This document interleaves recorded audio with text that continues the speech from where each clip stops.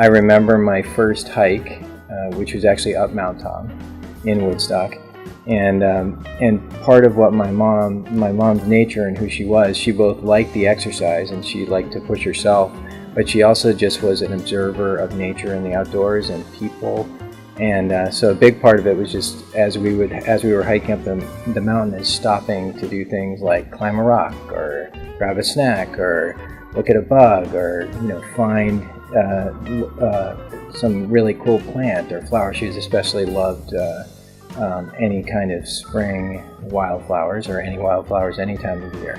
So all of those things were things that we would observe and take in, and so it was a broader appreciation of just being outdoors for a combination of the fun, but also just the adventure and the exploration. And so she conveyed that in everything she did pretty much, but especially on those hikes. And so that became part of my life. In most cases, the most important thing is if you find a trail that you can literally walk to from your house.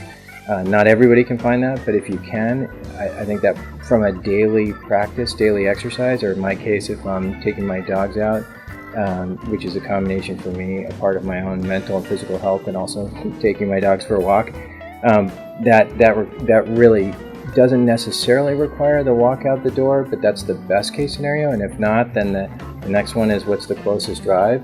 Because to me, from a daily practice standpoint, you're trying to make sure that you cut down the time and energy it takes to get there so that you can just be moving and exercising right away. We are funded through a combination of fundraising. We're a nonprofit, and our whole goal is to keep the site free for both the trail managers and for the users. And so that means our interest as a trail organization is trying to spread the wealth. We want local access. We want people to find the trail that's closest to them, as we described. We think that a great trail is a completely subjective thing, and it depends. It's the one that's closest to you, and it's the one that you think is special for whatever reason. And so the idea that there's the 10 best trails in the area, we just don't buy into that, and we don't see a real value in that. So we're not passing judgment on the trails.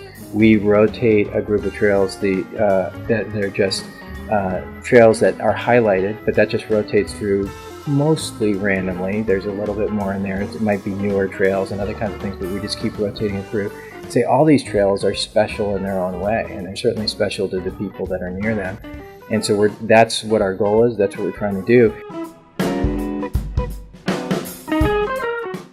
So what we have done is we've gone out to especially the more local areas, but all through Vermont and New Hampshire, and we started sort of where we are and then spread out. So that's part of you see that somewhat reflected in the maps. We're trying to ask everybody who wants their trail to be on Trail Finder, wants to have it be more publicly known, to make that possible and have it on Trail Finder. That way, any trail user knows this is a trail that's been approved.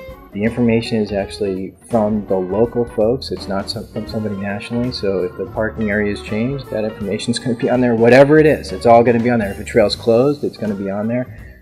And so that's how it works, and that's why it's successful. It's also why, from a regional standpoint, you might see more trails on another site, and there might be absences where we haven't yet gotten permission for whatever reason, and we may not get permission because they might want public access for the local community, but they don't necessarily want to advertise it more broadly, and we respect that.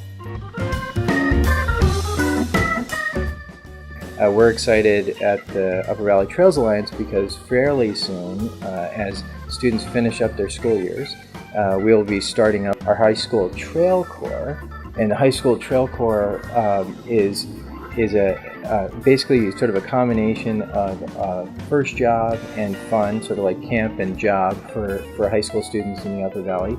And we will have 4 separate weeks of kids that will come and work with us, and they will go out and work hard on helping to in some cases build a new trail, in some cases maintain a new trail. So in addition to the high school trail corps, we take local volunteers. So we hope that people will look at the website, not just for us, but for other trail organizations, and look for the opportunities to be able to volunteer and get out there to help maintain the trails.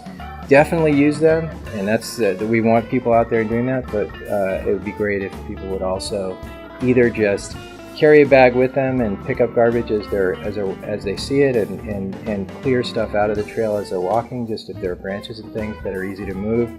And that's something that every trail user can do. But if you have a little extra time and you'll see that there is a trail project coming up, we'd love to have you out there.